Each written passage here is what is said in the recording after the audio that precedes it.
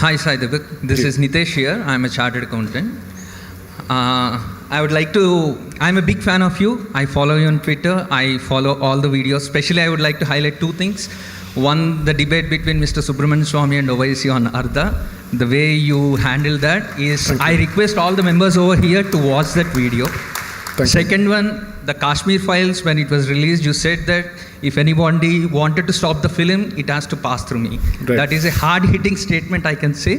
Thank you. Now, coming to the question, you have been following the Mathura and Gyan Vapsi. Right. Yesterday, the Place of Worship Act, an important observation has been made by Mr. Justice Chandrachud, right, stating that for determining the place, whether it has to be temple or no, the Place of Worship Act doesn't play any role. Correct. But considering the fact that the way Ram Janmabhoomi took it so many years, I wanted to know whether before I retire from my profession, am I able to see Kashi Vishwanath as well as Mathura temple? Okay. So first question, if it's okay with you, please hand over the mic to him. I just want to have a short conversation with him. How serious are you about seeing this in your lifetime? Very serious. Very serious. What are you willing to do for that? I'm educating amongst my friends and Right. circle that you need to be decolonized, like Right. the way what you always preach for. Right. And yes, that is the most important thing right now I'm doing. Okay. Someone chooses to give you free electricity and says, forget about Places of Worship Act. What is your choice? I wouldn't take that. Okay. Is it because you're fairly well off? It's not because of that. I wanted to work hard and earn myself. I Right. do not want to live upon the... Okay. Now, the reason why I've asked these questions is this. Now, I come from a particular part of the country where the person has offered free electricity. And in the process, under his tenure, he has allowed communal riots to take place Yes. in the capital of the country. To the extent that on the Republic Day, the tricolour was taken off from the Red Fort. And when the US president was there. Exactly, right? Now, it's easy for me to blame one particular individual, but that individual has been offered as a choice by the society. After all, it's a democracy still. Fortunately or unfortunately, the future will decide. But such an option has been elected with a fairly clear majority twice, where not in some remote part of the country, but in the capital of the country. So what does that tell you about our priorities? So here's the thing. I think it's important to realize two things. One, allow me to use the word Hindu society now. The Hindu society is fundamentally capable of generating wealth. You did that even under the license permit Raj. Liberalization only unleashed your innate potential. It did not create a potential, it liberated that potential. Even in the worst of times, Artha has always been in the hands of this community. That's a fact. If the society manages to retain this sense of self-confidence and also has the ability to take care of its own underprivileged people through its institutions, it will be in a much better position to negotiate its cultural priorities with the government. Otherwise, the government will use freebies and subsidies as a way of undermining the Hindu society. So I am not going to make the secular argument that the subsidy or freebie as a policy is an economic blunder. I am saying it's a civilizational disaster for two reasons. It cultivates a sense of entitlement, makes people lazy, and three, completely makes the society dependent on the state. And when a society becomes completely dependent on the state, it loses its negotiating power on the table, and it loses its ability to dictate terms to the state. That, according to me, is the current state of the Hindu society. While it may think of itself as being a majority, it is in reality an orphan society which has no ability of its own, because from its temples to its cultural institutions are controlled by the government. And I say this with no disrespect to any government, but regardless of who is in power, whether it is pro-Hindu or whatever it is, no government has the business of controlling Hindu institutions in any manner. Yes. And on that, there can't be any negotiation possible. Once you have these priorities clear, then the society has the ability to bargain and dictate terms and then say, you will be voted back to power provided the Places of Worship Act is repealed by so and so period. That negotiating power has to start. Second, the reason why I asked you this question is, a lot of people who are interested in discussing these topics end up creating anonymous profiles on Facebook because they don't want their identities to be recognized, because they're afraid of repercussions in the office spaces, in schools and whatnot.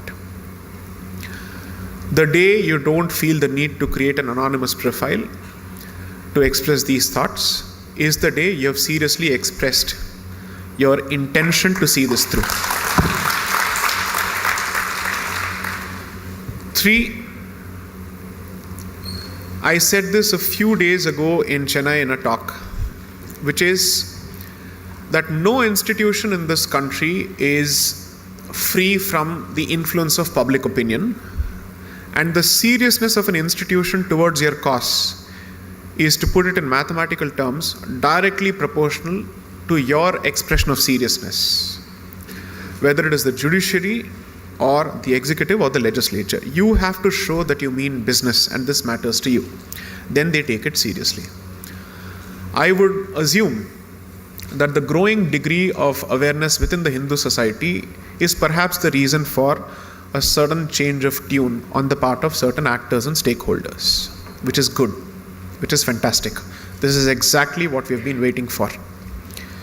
Now, as far as the legality of what has happened is concerned, I'm giving you ammunition which you can use in your private Facebook discussions and Twitter discussions. So here is the astra I'm giving to you. Everybody says that because there is a Places of Worship Act, the very act of undertaking a survey is illegal. That's been the standard, and dare I say the stupid argument that's been presented in public domain. According to me, that's an unlettered, ignorant argument because nobody has read the legislation. Anyone who says this does not understand language at all in the first place. Forget whichever script. There is a specific section 4 which has a subsection 3 under which there are exceptions carved out, which clearly say that any exercise that is undertaken within the meaning of, let's say, for the purposes of archaeology or to protect it as a heritage monument is exempt from the application of the Places of Worship Act.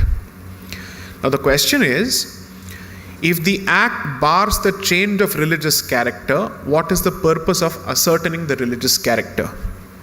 Well, the purpose of ascertaining religious character is to know what happened, what is the history of the place. And second, the act is not permanent according to me. The act is certainly not permanent according to me because what the legislature gives, it can take away. Now, during the Ram Janmabhoomi movement, the original position of the other side, people constantly ask the Hindus, why aren't you fighting for hospitals? Why are you fighting for temples? Surprisingly, that question was never put to the other side. And it's not as if they were fighting for that property to build a hospital later. Right? So this question needs to be reframed. The first argument of the other side was, there was no destruction, there was no temple. The second argument was, if at all there was a temple, well, it must have collapsed because of an earthquake, and using the material of the temple, the subsequent structure was built. All these questions were put to rest after the Allahabad High Court directed an archaeological excavation, and then the facts were crystal clear, they were evident. I think what is happening in Kashi is a peaceful way of achieving the same objective, and fortunately a legal and a statutory way of getting the job done. According to me, the Archaeological Survey of India must undertake this activity without the need for a court direction across 40,000 sites which are currently under occupation. The popular misconception is that this is a Hindu versus Muslim argument. What most people don't realize is for the people who have lived in the Konkan, it is also a Christian argument. Because of the Portuguese Inquisition, all the pies that you see in Karnataka and the pies that you see in Kerala have been driven out of Konkan, thanks to the Portuguese Inquisition. There's a fantastic book on this issue by this gentleman called A.K. Priolkar, called The Goan Inquisition. Please read it. The number of temples that were destroyed. Most people think that the British man was the first colonizer of this country. No, it was the Portuguese who was the first colonizer. Madras was founded by the Portuguese, as it existed then. What exists as the St. Thomas Mount Basilica was the original Kapalishwar temple. And the Puranas identify this temple as being on the side of the shore, not within the city. It had to be pushed within the city because just as Kashi, the Shivalinga had to be carried from the shore to the heart of the city in Mylapore to protect it from desecration and destruction. So which is why the book I have tried to say 2 waves of colonization and invasion at the very least. So for the places of worship act to go, I think you must build on the existing momentum and ensure that it becomes a specific issue in the election manifesto for the state as well as for 2024. Only then it achieves a certain degree of seriousness. I hope that answers the question. Yes.